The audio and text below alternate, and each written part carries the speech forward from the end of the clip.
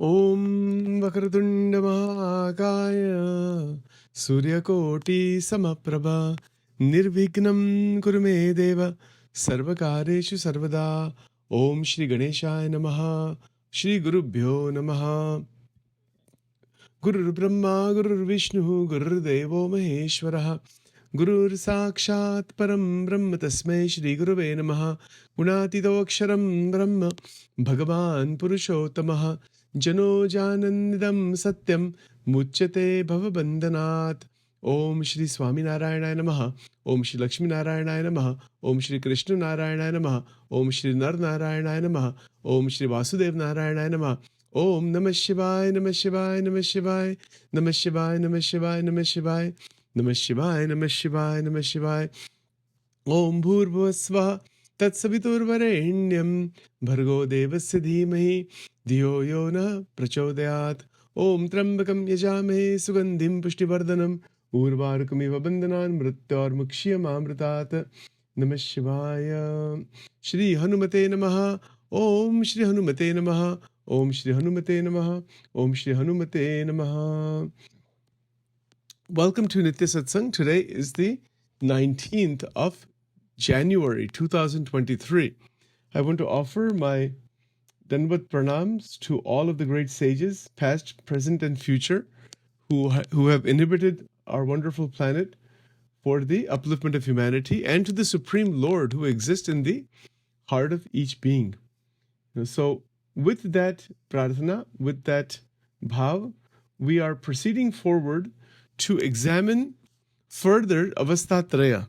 Avastatraya are the three states of experience that we go through.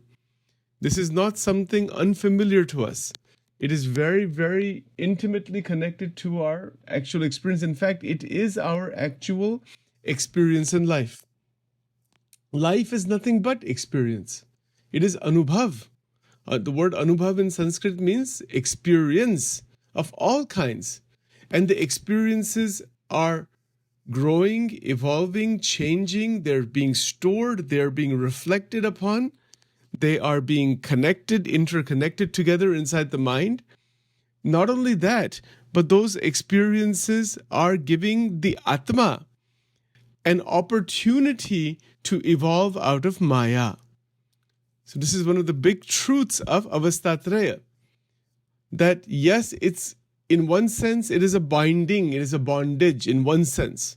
In another sense, that the whole range of experiences in the waking state, dream state, and deep sleep state. Deep sleep doesn't have any experience, but it's a state still. The whole range of it is an opportunity to realize God. Because, why is that the case? That is because, first of all, there is a great mystery, meditatively, introspectively, on who am I and where is this experience being generated? This world outside that we call the Vishwam, where does it actually exist? We think it exists outside, and it does in one sense. But the actual existence of the world, whatever is outside is not really known to us. Our brain, our mind is generating this outside world within itself. What is actually outside? Nobody knows that. So for example, if I'm holding a grape in my hand, like this small grape here I have in my hand here, I don't know if you can see that or not. It doesn't show up. There it is. Is that thing really outside? Is that object really outside? Or there's something outside, but what is actually outside is unknown. The senses, the eyes, the ears, the smell is bringing the impressions through the cranial nerves into the brain. The brain is putting the signals together, and somehow, which nobody really knows, this image is created of that green grape. So what is actually outside is not that green thing that you see, actually. It's something else altogether. And that's what Shankaracharya is saying, that is Brahman. There's nothing like a grape. There's nothing like a mountain or a tree or any of those things. None of those things are actually true. This is what Shankaracharya ji is saying. And current neuroscience and the latest developments in psychology are saying the same thing. That what is outside is absolutely unknown to us. It is our brain, our mind that is generating through the senses, through the impressions in the nerves of the brain, the image and the experience of the object. Now this is so relevant in terms of this question of turiya. Because right now in the Jagrat Avastha, we are seeing the world outside, but the world outside is actually a generated phenomena inside the brain. That's what the current neuroscience and latest theories in philosophy and psychology are saying. That what is actually outside is actually this turiya, this absolute consciousness. That's the only thing. That's what Advaita is teaching. There's nothing like Jagat, or there's nothing like this Jagrat, Swapna or Sushupti. These are just some kind of an illusory thing. Well, okay, hold on. If you say that that's the case, then the question still becomes about our actual direct experience that is within the Avastatraya, that yes, we are experiencing the world outside. How can we say it is unreal? I experienced it, it's real. Now, if you have seen the movie The Matrix, it is completely based on this idea. The movie The Matrix is really, it's like one of those things that is put in the film mode that shows Advaita Vedanta. That there's another reality that you're really in, that you are the Brahman, but you are experiencing this other reality of this world that is a simulation. So similarly, this Jagrat Avastha, as per Vedanta, is a type of simulation. In fact, the simulation hypothesis, the simulation theory that is there in computer science now, as well as in many of the developments in neuropsychology, are very similar to what Shankaracharya is saying, that this is a simulation. That what we're living in is like a computer simulation. But it's not a computer like a physical computer like our computer. It is in Vedanta, it is called Mahat Tattva. There's a name for it also, believe it or not. And in Vachanamrut, this is interesting, in Vachanamrut, Sajanand Swami Maharaj has mentioned that our chitta, the man, buddhi, chitta, ahankar, the chitta, which is the part of the antakarana, the chitta and that Mahat Tattva, that which is holding all of the millions of universes, are the same. This is written in Garada number 12, Pratham number 12, Vachanamrut, that the Chit and the Mahatattva are one. That means that inside our Chitta, meaning inside our mind, millions of universes exist. These are mind-blowing ideas, actually. But how is this realized? This kind of ontological, metaphysical, epistemological realization is possible only through meditation. There's no other way you can ever know that this is true. It is only through dhyan. That is where the Upanishads are all the result of meditation. Dhyan. Yes, other sadhanas are there, other yogic sadhanas, breathing techniques, and all those things are there. Those are all preparatory steps for meditation. There's no way to realize that infinite galaxies exist within your own mind.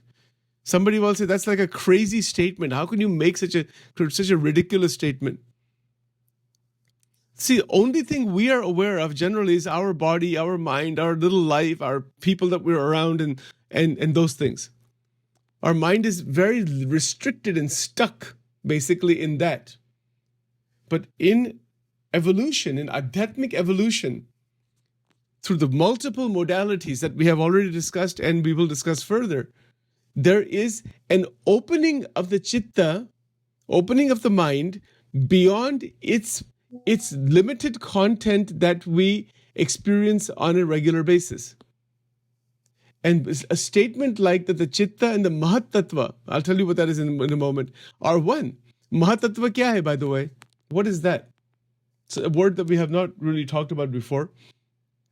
The word Tattva means substance. Mahat means the great one substance. Sometimes it is called cosmic consciousness or trans-cosmic consciousness, but actually the word Mahat Tattva means that there is one undifferentiated Tattva, substance. And underneath that, infinite number of Brahma, Vishnu, Shiv are present. And then from each Brahma, Vishnu, Shiv, all the universes are created, etc. All that is there. But all of that which is external, this outside world we see, the planets we see, everything that is known through the senses and the extension of the senses, everything that is externally known is internally present inside the Chitta, Chitta, not Chit, Satchid Anand, not that Chit. Satchidanand means what? That is Atma. So Atma is still beyond infinite galaxies and infinite universes. Who you are is much, much, much, much beyond all of the universes and galaxies and multi-universes and all of those things. That is all part of Mahamaya. You do not know who you are. And it's not a question of knowing. This word knowing is not like how we know. It is a meditative opening inside that, I am this. It is a realization of the me. That realization of the me is not knowing the me. It is, you see, even the word knowing, the experience is not accurate. It is a self-effulgent, first person as is realization. It is not a belief. That is Atmanishta. Atmanishta is I am the Atma. That's a belief. That's fine. It's a psychological thing.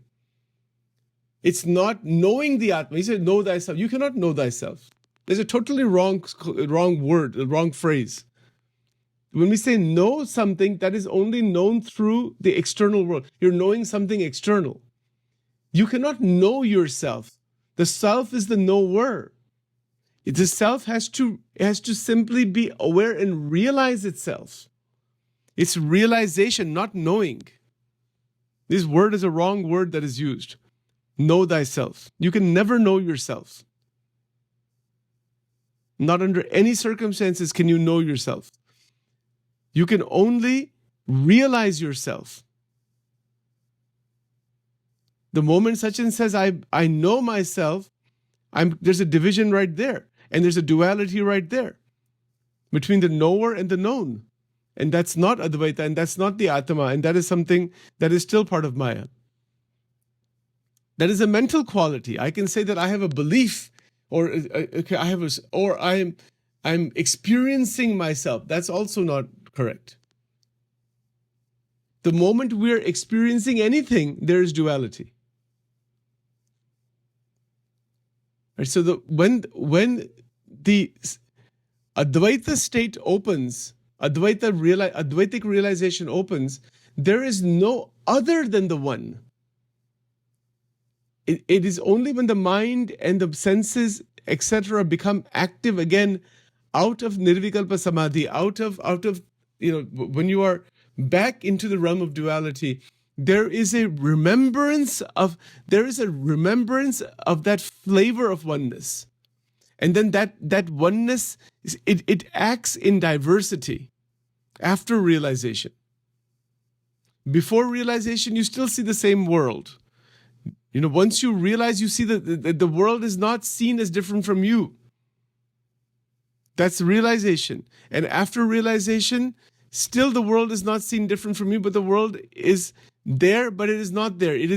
There's an interaction going on there. It's the same world, but it is seen in a completely new light, through the light of the Atma is seeing. There's a realization you are the Atma. This is called, in Vachanamrut, this is called Atmasatta rupe vartyanu. This is in Gujarati, that's what it means. That's the translation. That you are living with Atmasatta. You are the Atman. That realization is never lost for 1 second. So there's no vasanas, there's no ignorance, there's no agnan, there's no entanglement in Jagrat, Swapna, Shushupti. See what the state is like. This Turiya Avastha that is talked about. This Turiya Avastha that, hold on, let me see if I can put that diagram. Where is my screen share thing? Here it is. All right. The Turiya Avastha. Okay, 1 second here. This Turiya, this Avastha Traya and then Turiya Avastha is beyond. So in the fourth state, when the opening into the Atma has occurred, all the sadhanas have ended. There's no more sadhana there. Sadhana is done within Jagrata Avastha.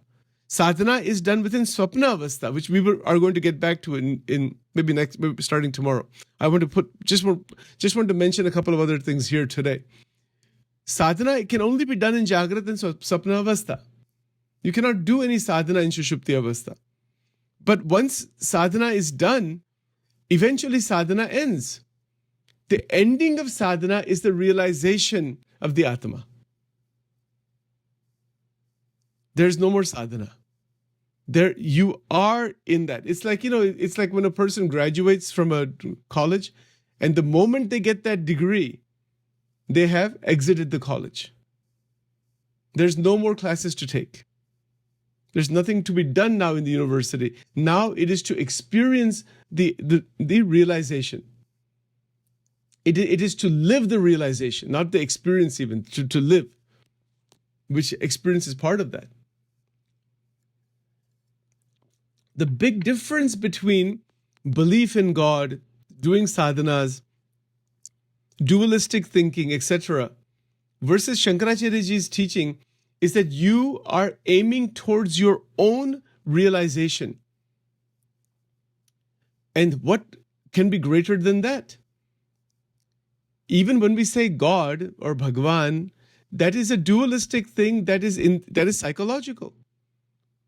That has meaning. Shankaracharyaji has not rejected that. But his perspective is that dualistic thinking is psychological, it is sadhana-oriented, it is a support to eventually completely move freely in the waking and dream states. And there is, by grace of God, now we can say that's still a dualistic statement, but we can say by grace of Bhagwan and Gurus and all, which is from inside, the Atma itself, which you already are, there is an effulgent realization. This is me. I am. Soham, soham, soham, soham. Again, the Upanishadic Mahavakya talks about it this way. Different acharyas have interpreted in their own way. There's dualistic acharyas, there's Advaitic acharyas. They have interpreted based on their realization, or maybe the way they want to interpret, or they want to express what the actual reality is. Whatever their interpretations may be, anybody else's interpretation is secondary. It is a good thing for us. But when Sachin sits for dhyan, that is not second-hand experience. Every breath we take, everybody we meet, every situation we go through in life, everything that is available for us occurs in Jagrata Avastha. And that experience is our own. It's not somebody else's experience. Right? So when we realize that these are my experiences in Jagrata Avastha, a decision can be made, what type and quality of experience do I want? And that is just a very human question. A normal human interactional question. What do I want? What experience do I want from the Jagrata Avastha? But if I say I want to experience the Atma, that is a wrong statement. No, it is not the experience of the Atma. It is the natural first person constant realization that I am the Atma. I am. Again, even Sachin using these words are dualistic. That's the problem with language. Language is always dualistic. But what we're talking about in Vedanta is not dualistic. It is not in the realm of language or realm of thought even, of any kind. So, all you're left with then is your own experience. That's it. Experience of Jagrata, Swapna, Sushupti Avastha. But then, in meditation, there is a profound opening where the mind, it declutters, it unclogs, and there's a vastness in that. This is a meditative state. Now, in that vastness, the Atma appears. But this is where upasana of Bhagavan is useful, very meaningful, because we're asking God to reveal himself, and in doing so, the revelation of the Atma occurs. This is per Vachanamrut also. Maharaj mentioned in Vachanamrut in Gujarati, he mentioned it beautifully. He said, Jetli Ishtadevne vishe nishta che etloch Atma ane Anatma no vivek thai. This is a very practical and very psychological statement, actually. The nishta means faith you have in a particular Swarupa Paramatma. It is to that extent the differentiation between the Atma and that which is not the Atma occurs. So that statement is, if you look at it that as it is, that statement Maharaj made there is basically stating that the Ishtadevata that you're worshipping is like an avlamban. Although he hasn't used that word, it is an intermediate stage. But see, this is what happens, that we start worshipping Bhagavan and you're really deeply attached. At some stage, you start realizing you're the Atma. Then it has happened in so many places, in so many sadhaka's life, that once they realize the Atma, or they can start experiencing the Anand of the Atma, the worship of Paramatma is diminished substantially. In Vachanamrut and in Swaminarayan Satsang, this is called upasana gaun thai jai. This is a very tricky thing to understand. Because you're doing upasana, then, but you're basking in ananda. You know, the upasana that you were doing before, that is sadhana that is sadhana bhakti. That has led to the siddha state, the Atma. Now how do you do upasana of who? If you realize you are the Atma, and there's a continuous opening, whose upasana do you do? Because doing upasana gets dualistic. That's a serious difficulty. It is a serious question which is very difficult to answer. Then you wind up in basically what Shankaracharya ji says, that you're just completely just the Brahman, and then there's no me and the you. There's no upasana left of anybody. Then there is no Bhagwan of any kind. There's no Parabrahma, Paramatma, separate, existing beyond all. None of that is there even in Advaita Vedanta. And Advaita is spoken by Shankaracharya ji. This is a state of realization. If you start to realize who you are, you will not care about anything in this world, because you will not consider the world as real also. So where is the issue of worrying about this world or its problems or anything for that matter? That's what happens to some of the sannyasis. They wind up in the mountains and they said, we have nothing to do with this world. This world is an illusion. This body is an illusion. Whether I get food or not, it's an illusion. Guru Dattatreya was in that state. There is such a state. Guru Dattatreya, Bhagwan Dattatreya, his state was his shishyas had to put food in his mouth. He had completely lost all body consciousness.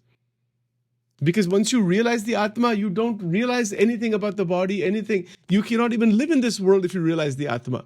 Actually, that's what happens. That is why Ramakrishna Paramahans also maintained some vasana to keep the body alive for the food. The moment all vasana disappears, the one theory says, there are three theories. One theory says you can only live for 12 days. The body will be gone after that, if all vasana disappears. Another theory says that the body will remain for certain number of months. Third theory says the body will remain until the prarabdha karma is exhausted. You see? So, full realization of Atma, there's no mind, there's no body, none of those avasthatraya. You're beyond the avasthas, and and the Atma opens up. And you see that the body is like a stone. In the Vedaras, Sajanand Swami Maharaj, he mentioned there, he said sankalp pashan jeva thai jai. Meaning, what it means is that the mental activity will be seen it will be seen like rocks. It's not me, it's nothing. The Atma is so effulgent that to even maintain the body becomes next to impossible at that stage. Itni sthiti hai ye Atma ki baat. But now, that might sound a bit scary, because we are all in body consciousness. My God, how can that be? So the way out of that is very simple, actually. This is why upasana of Paramatma is needed. Always to say, oh Lord, if you are going to grant me the experience or the realization of the Atma, fine. But I am your devotee always. I am your bhakta always. So if you look at Naradji and Narad Bhakti Sutra, Shandilya Bhakti Sutra, why bhakti is maintained? It is maintained so that we can live in this world with the Atmic realization, with the body, and do the work in this world, because the body is not given just to get rid of the body. It's going to go at some point, we know that. But this body is then used by Bhagwan through the Atmic realization for the benefit of the sansara, which is real. It is not an unreal phenomenon. This is why Vishishtadvait and all the other acharyas that came after Shankaracharya ji have given a different perspective on Vedanta.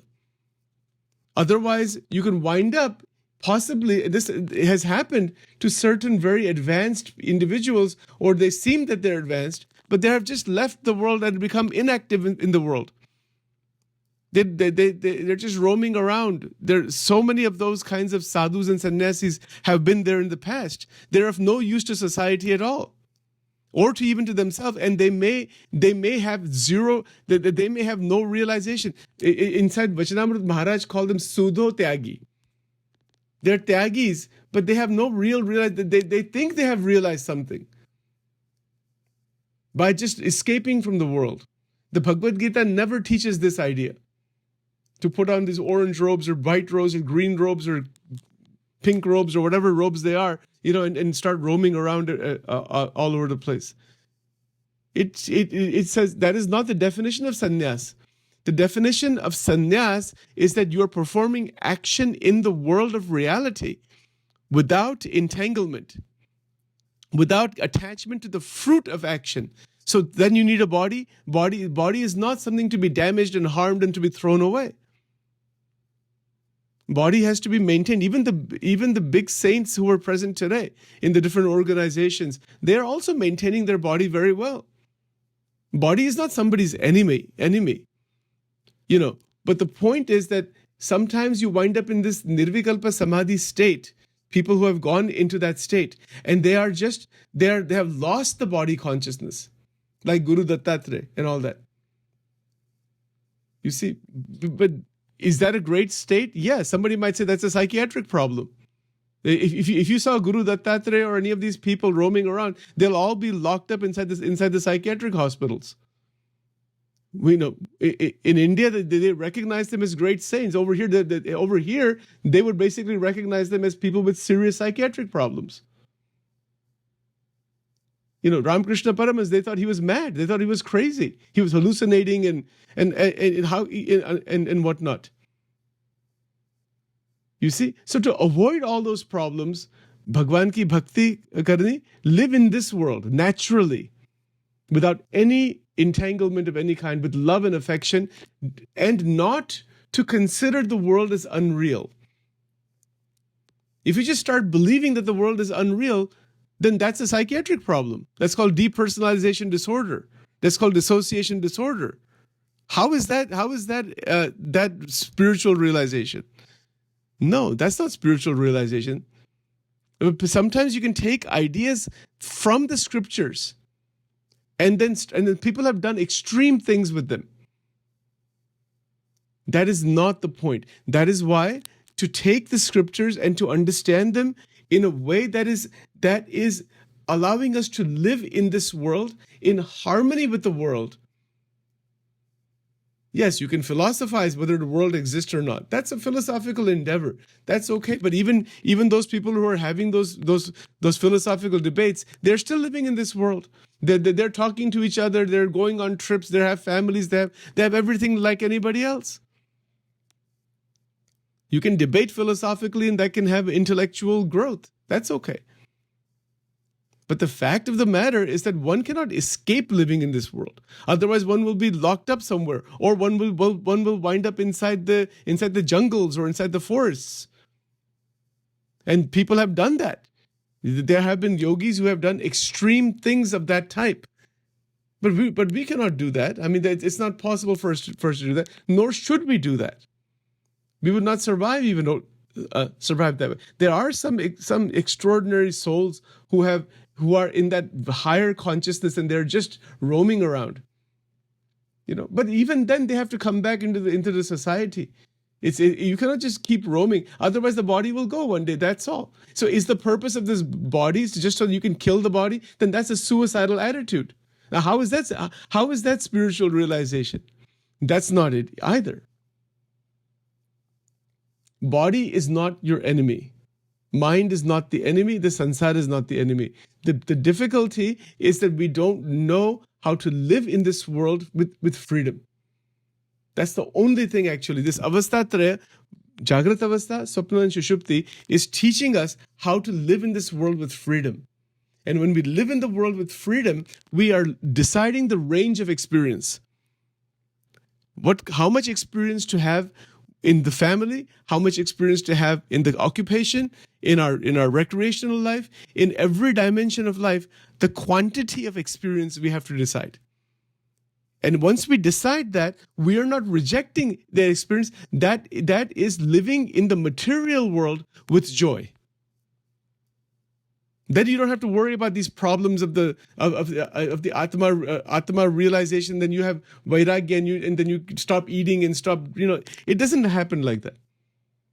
Wherever you are, the Atma is there. You are the Atma. There's a realization that you are not these limitations, but the body and its function and everything is going on.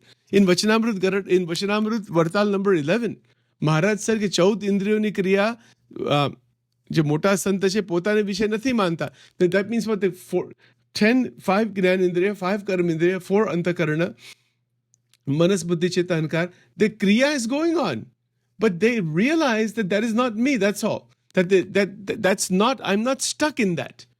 That's the only difference. For example, if you're driving a car, Sachin gets in his car and goes from here to the supermarket. I know at every single moment while I'm in the car that I am not that car.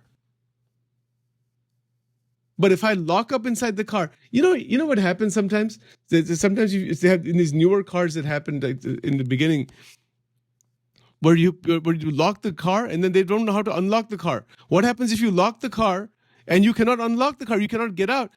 My God, it's so much trouble. That is Maya.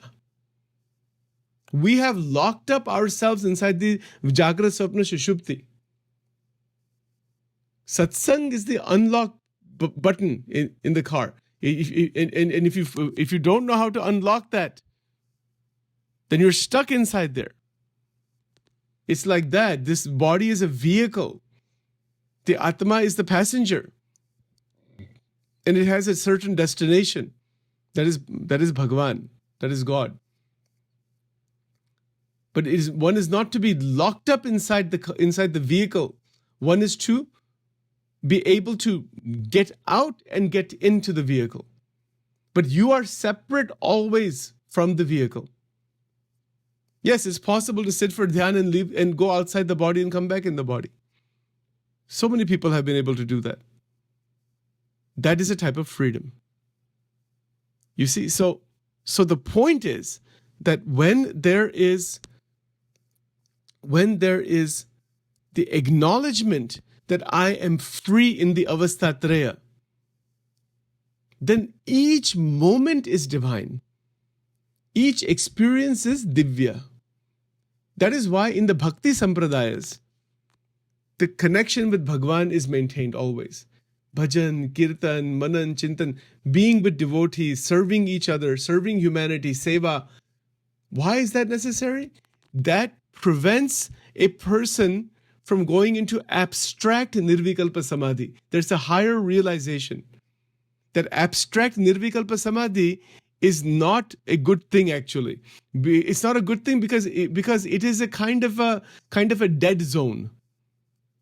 There's nothing there. Inside Nirvikalpa Samadhi, there's just a great silence. Okay, then what? I mean, you can get that great silence by taking some drugs also. People take heroin, and if you get a high on heroin, they feel like they're in Nirvikalpa Samadhi. They look like they have no vasanas, no desires. They're totally on cloud nine. Completely ek zone mein aa gaye. Take heroin, you get Nirvikalpa Samadhi. Hari Om. That's not Nirvikalpa Samadhi ka iska koi importance hi nahi hai. Actually, in the Indian tradition, a lot of people are aiming for Nirvikalpa Samadhi. I said, why do you want Nirvikalpa Samadhi? There's nothing there actually. What is better is to realize that you live in this world with the happiness and joy and with devotion to God, and ask God to reveal Himself. That because Bhagwan jo hai, Bhagwan ka jo swarup hai, that is beyond that no experience dead zone.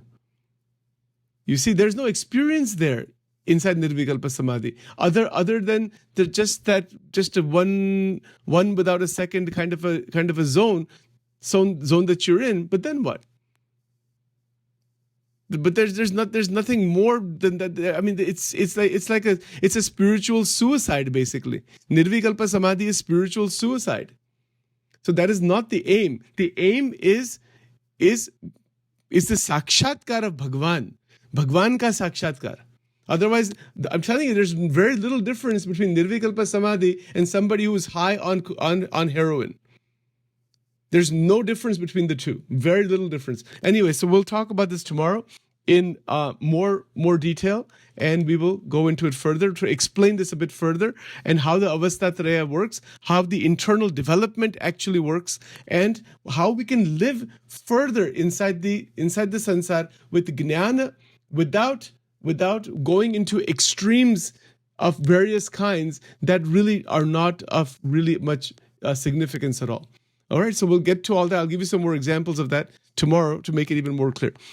Let's do the mantra Pushpanjali and then we'll stop after that. Just a moment.